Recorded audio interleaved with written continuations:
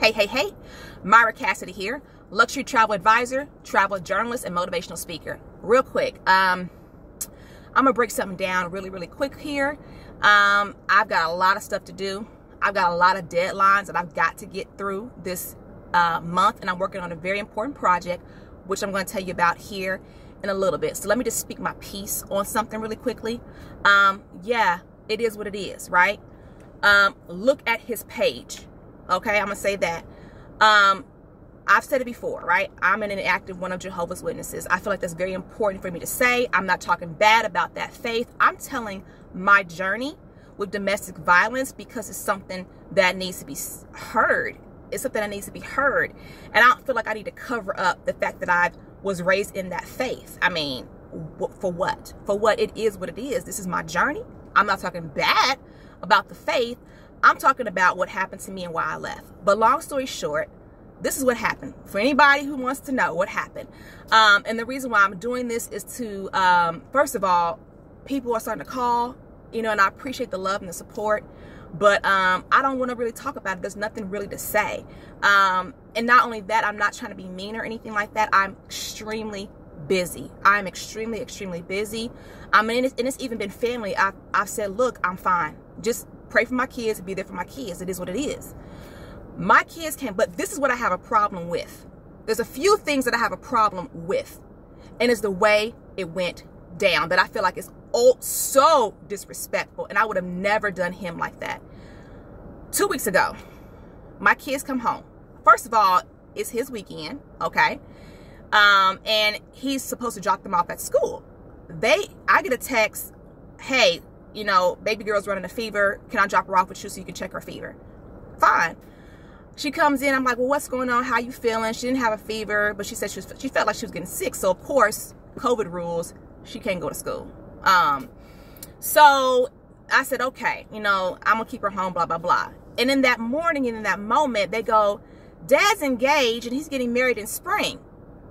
And my son was very nervous about that, you know, telling me that. And I said to them, okay. I said, you know what? As long as she treats you nice, that's my biggest concern. As long as she treats you nice. And my son said, oh, you took that better than I thought you would. It was kind of funny when he said that. But in my mind, I'm thinking to myself, you know, let me explain. When you're one of Jehovah's Witnesses and you get a divorce, it's considered being divorced by the law of the land. You're still married in God's eyes. So it is explained to you that you are not to date anybody else or anything like that. Because according to, hey y'all, this is just, I don't judge, please don't judge me. But according to 1 Corinthians 7:12, that if you depart, the idea is that you come back together or remain separate, okay? If someone goes outside of that arrangement, then it is the same thing as committing adultery. So, he was finally, court ordered to leave January of 2018. It's a long story. I'm going to try to keep it brief. I filed in 2016. And I'm going to say this, too, about the importance of the stigma of when you're one of Jehovah's Witnesses. Between 2016 and 2018, the attorney I had, the first attorney I had to let her go because she could not stand Jehovah's Witnesses. And how horrible that was to be in a situation when you're trying to survive domestic violence and your attorney don't care. She don't care that you paid $2,000 for a retainer. She don't care. And I knew that if we go into this process like this, then I'm going to lose everything because she don't like the religion. You know, I'm going to say that. So that makes it hard. Another thing about it that made it hard through that process was I decided that I needed to get some mental health care, which is normal for a survivor of domestic violence. So in addition to me going to domestic women's counseling services on and off for 10 years, that's, you know, I had stopped doing that for quite some time before I filed for divorce because things got so bad. So within the midst of this time frame, I wanted to seek some mental health attention and to go to this well-educated African-American woman, tell her my journey, and for her to look at me with disdain and just kind of feel like, I mean, what? You ain't got no watch tower for that? You know what I mean? She didn't say that, but it's her attitude. And she made it very clear that I'm going to make you not want to come back here to see me no more. And in that moment, when I walked out of that office and I was sitting in my car, I said, I think I'm gonna have to be a motivational speaker to get through this, because this ain't working. So long story short, I go off topic a lot. I'm really trying to work on that. Long story short, my kids come home Monday, 2 weeks ago, and say dad's engaged. Fine. So long story short, the way that's supposed to be is adultery. Okay. I'm like, something's wrong here, because now I am free to marry. I'm free to date. And he didn't tell me. And I just feel like that is so cowardly. It is so cowardly. But there's no respect, because people think she don't go to the hall no more. She worldly. She this. She that.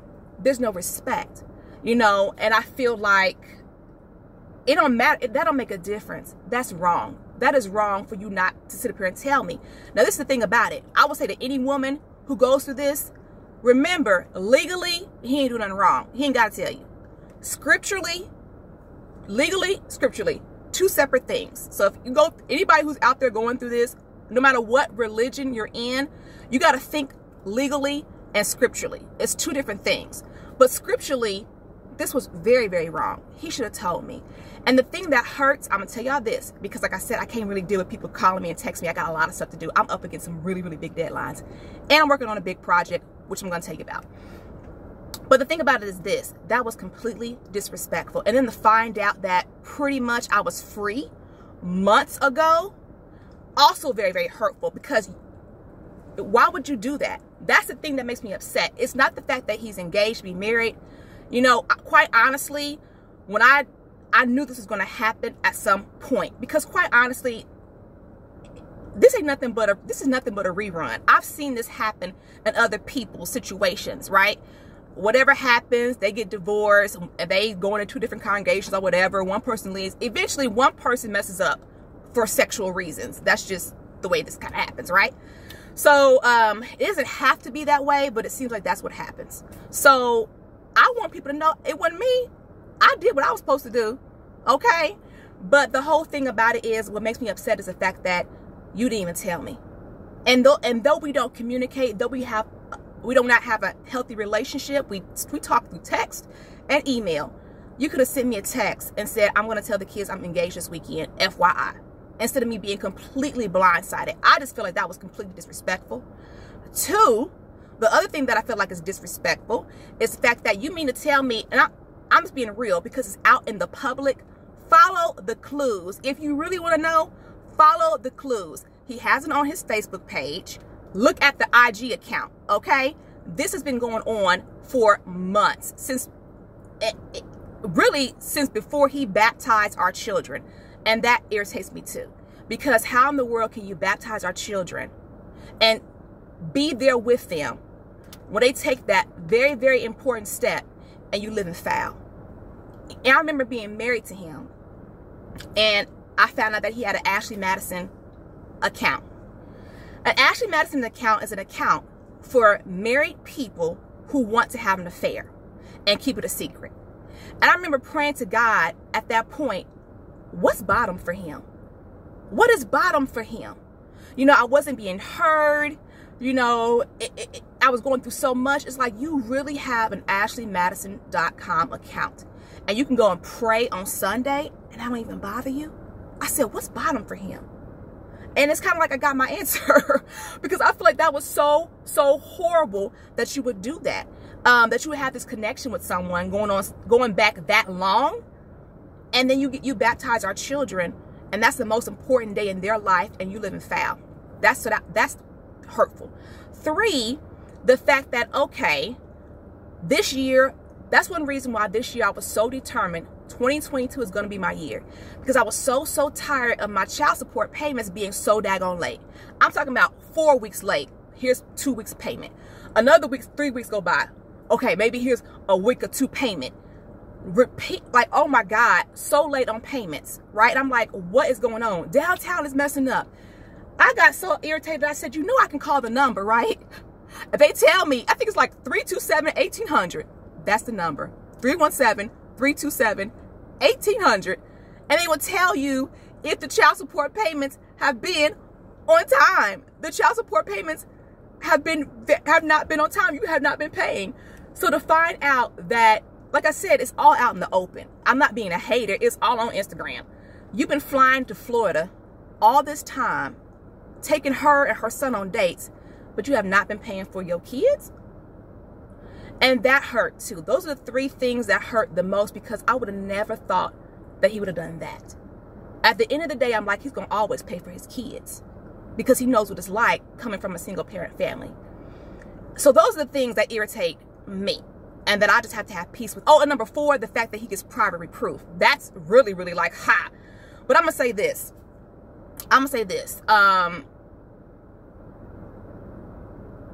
When I was disfellowship, he's all I've ever known. So when I was disfellowship at the age of 18, and I was pregnant, because when I graduated high school, I was 8 months pregnant. I was disfellowship 3 years, 5 months, and 1 day. And it was hard. It was hard doing them 3 years, 5 months, and 1 day. It took me 4 tries to come back. And my only issue was him. You know, and with the way it worked was you have to at least be clean, like morally clean, 6 months before you can even ask if you can be let back into the congregation. And it would seem like I would try to break it off with him. Remind you this was a toxic relationship. And then something would happen. Oh, it's 3 o'clock in the morning. I just want to see my daughter. And then something happens. And then you're like, oh my God, I got to start my 6 months over again. But I'm saying that was such a hard part of my life, my journey. And when I finally decided that I was going to break free from him, I did it. Got myself together. Got reinstated. That's what it's called. Was doing fairly well. And then people continued to tell me how much I needed to let him back in my life because my kids did not deserve to live without two parents, you know. And eventually read my book, those well-meaning family and friends allowed me to open up my heart back to him. He got baptized, blah, blah, blah, blah. We got married. Long story short, that's my whole journey, right? So to have my children tell me that Dad is engaged, he said now he's going to show us what marriage is supposed to be like. I just feel like so disrespectful. So disrespectful. So what I'm going to say is, what do you do? What do you do? I mean, there's nothing you can do about it. It is what it is. But what you can do is keep your head up high. Keep it moving. Keep it moving. And I said, well, maybe it's the way you look at things. You know what? Maybe I could turn tragedy into triumph. And then congratulate myself for doing what I was supposed to do. Okay, I didn't talk to nobody on the phone. I wasn't dating nobody. And I think it was perceived as that because I'm out here working and making moves. And I'm sure that his crew, his boys, or whatever you want to call it, are like, it don't matter, man. She doing this. Look what she doing. Look what she doing. Because we had a conversation back in October, which I think is kind of shady because something was happening back then anyway. And he asked me, we hadn't even talked, right? But we decided to talk about our son's progress. Because he missed the meeting or whatever.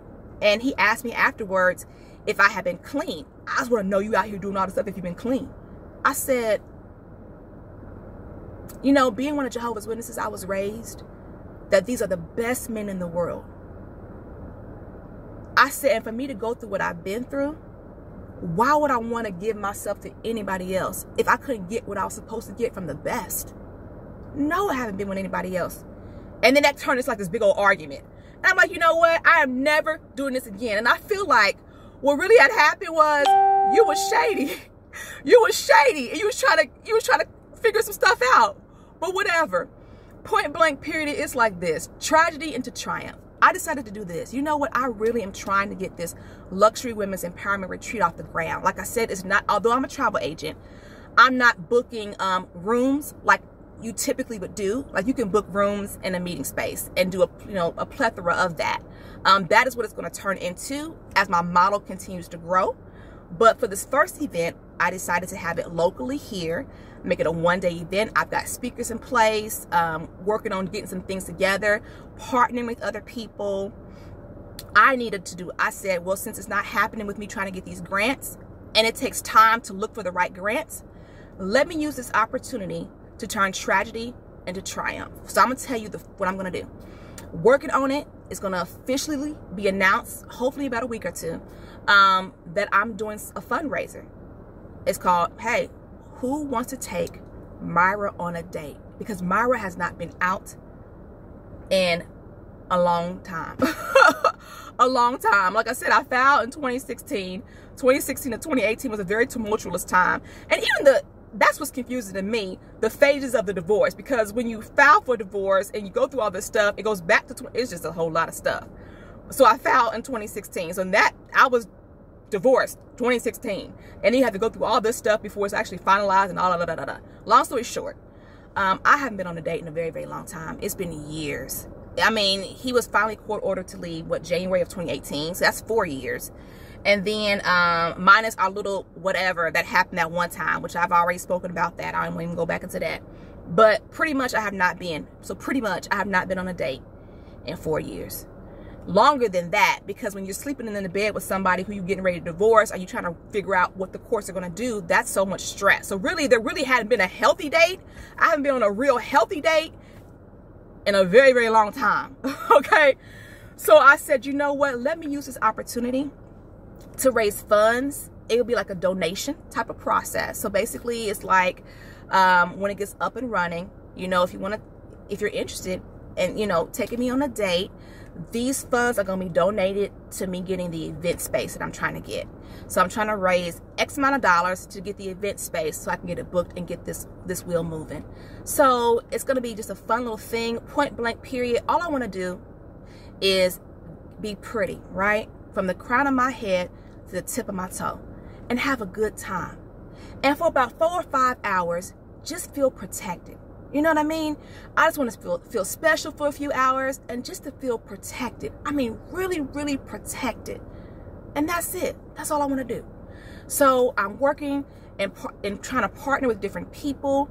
If you want to volunteer and just be a part of my Get Hype crew, which just basically means spread the word, I would really appreciate it. Let me know. Send me a DM. If you watch this video and you're like, yeah, hey, Myra, I'm interested. I'd like to donate and be a part of it. Let me know. Send me a DM. You can email me at myracassidy@gmail.com. MyraCassidy@gmail.com. You can send me a text or call. Actually, send me. I'm very busy, y'all. Send me a text 317-620-1592. Actually, no, sorry. X that out. Use my other email. luxury@myracassidy.com. luxury@myracassidy.com. Email me there. You know how to spell luxury. luxury@myracassidy.com. Email me there, and I'll let you know the instructions. Basically, what it's going to be is once you hit your donation, and you're going to get back an email that gives you your release, because this is something that's going to be promoted over social media. You get your release, and then your, just instructions for participation, because it's a date, right? It's a date, but ain't no like goodnight kiss or nothing like that. Like, I don't do that, like, right? So it's just a way for me to get out the house, have a good time, kick it, get pretty, and just for a couple hours know what it's like to feel protected. So I'm out. Have a great weekend, a great Saturday. I'm going to start, I guess you can say unofficially, doing Survivor Saturdays, right? Survivor Saturdays to get you ready for the retreat that will happen this fall. So I'm out. Have a good week.